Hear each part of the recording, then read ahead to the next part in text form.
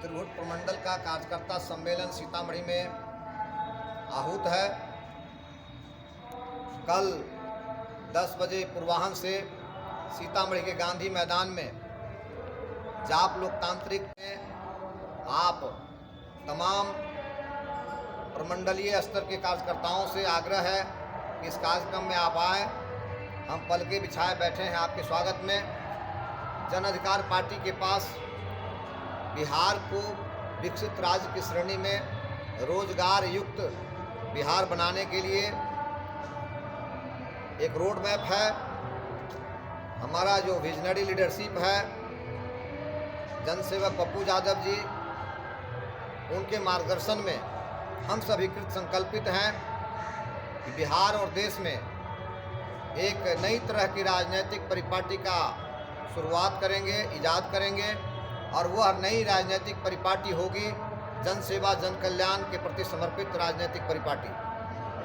आज इस देश में आम आवाम के जीवन स्तर को ऊपर उठाने के लिए, उनकी क्रय शक्ति को बढ़ाने के लिए और खास करके बिहार जैसे पिछड़े राज्यों को विकास के राष्ट्रीय अंतर्राष्ट्रीय मानक पर खड़ा करने के लिए किसी भी राजनेता के पास कोई कार्यक्रम नहीं है। सभी के सभी थाल से थाल को धोने की कवायद में लगे हैं। किसी के पास जाति, पार्टी, धर्म, मजहब का शगुफा है तो किसी के पास क्षेत्रीयता का उन्माद है, किसी के पास भाषा और अन्य जो सामाजिक संकीर्णताएं हैं, वैचारिक संकीर्णताएं हैं, उन मुद्दों पर आम आवाम को उद्वेलित करके, उन्मादित करके, एक दूसरे से लड़ा करके, उलझा करके, विभेद पैदा करके कैसे मतों का ध्रुवीकरण अपने पक्ष में करे, इसी में सारे के सारे राजनेता हिंदुस्तान के लगे हुए हैं। जबकि दूसरी ओर हमारे जननायक जनसेवक पप्पू यादव जी हैं, जो व्यक्तिगत पारिवारिक जीवन में जाति, धर्म, मजहब के उन्माद से इतर अपने आचरण से साबित करने का काम किया है। एक समरस समाज, एक सार्वभौम समाज, एक वसुधैव कुटुंबकम की हमारी जो सनातनी संस्कृति है, जिसमें संपूर्ण विश्व ब्रह्मांड एक परिवार है। धरती और विश्व ब्रह्मांड में जितने भी चराचर जीव हैं, सभी को एक परिवार का सदस्य माना गया है, मानव समुदाय के साथ साथ। इस प्रकार की जो उदात्त धारणा है, उस धारणा पर जन अधिकार पार्टी संचालित है और हमारे नेता जनसेवक पप्पू यादव जी महज राजनीतिक लाभ हानि के मद्देनजर अपनी खुशियां, अपनी दिनचर्या, अपने धन दौलत नहीं लुटाते। उनके मन में टीस है, कसक है कि क्यों कोई खा के मर रहा है, क्यों कोई भूखा मर रहा है, कोई अट्टालिकाओं बना करके अट्टालिकाओं में अय्याशी कर रहा है, किसी के सर के ऊपर एक झोपड़ी तक नसीब नहीं है, कोई लिबासों का अंबार लगाए हुए है और किसी के तन को ढकने के लिए, लाज को ढकने के लिए वस्त्र नहीं है। इस प्रकार की जो असमानता है, इस प्रकार की जो गैर बराबरी है, जो जहालत है, इससे आवाम को बाहर निकालना चाहिए। लीडरशिप का मतलब है, कभी प्रताप सिंह कैरों ने पंजाब को बनाने का काम किया था, आज पंजाब विकसित राज्यों की श्रेणी में खड़ा है। आज तमिलनाडु जैसे राज्य में हमारे बिहारी मजदूर, उत्तर भारतीय मजदूर, उत्तर प्रदेश, उड़ीसा, झारखंड के मजदूर, वहाँ के स्थानीय जो तमिल्स हैं, उनके द्वारा मारे जा रहे हैं, उनसे लूट मार की जा रही है, उनके जान पर खतरा पैदा किया जा रहा है और रोटी की तलाश में आदमी मजबूर है, नहीं भाग सकता है, नहीं जी सकता है। चंद दिन पहले जब लॉकडाउन की परिस्थिति देश में हुई थी तो इस देश की व्यवस्था ने, इस देश के व्यवस्था के संचालकों ने, इस देश के हुक्मरानों ने हाथ उठा दिया था। ना तो उनके पास मेडिकल फैसिलिटीज़ थी और ना ही लोगों को जहां प्रदेशों में फंसे थे वहां पर भोजन और जीवन जीने की अन्य जो सुविधाएं थी देने की व्यवस्था थी, और ना ही इंसान को घर सुरक्षित पहुंचाने की व्यवस्था इनके पास थी। इनकी पोल खुल गई थी। आज़ाद भारत के इतने वर्षों में बिहार और हिंदुस्तान के राजनेताओं ने यहाँ की आम आवाम के लिए क्या व्यवस्था की, इन तमाम बातों की पोल खुल गई थी।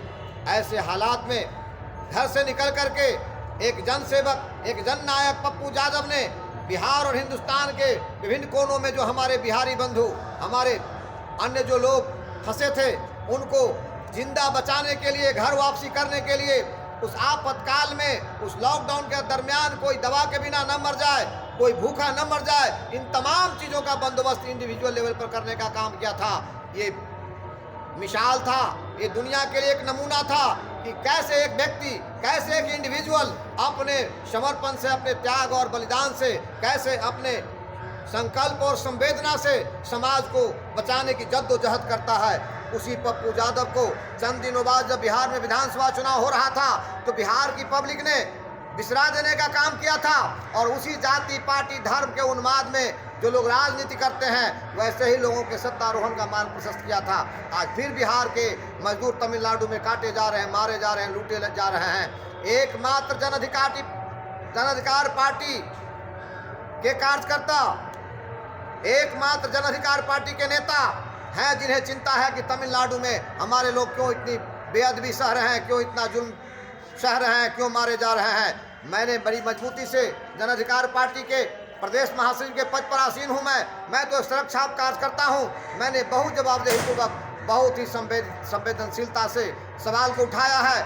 बिहार के माननीय मुख्यमंत्री जी को, भारत के गृह मंत्री को और तमिलनाडु के मुख्यमंत्री जी को पत्र प्रेषित करके सरिता यादव जी ने भी मांग किया है कि हमारे बिहारी मजदूरों की सुरक्षा सुनिश्चित की जानी चाहिए।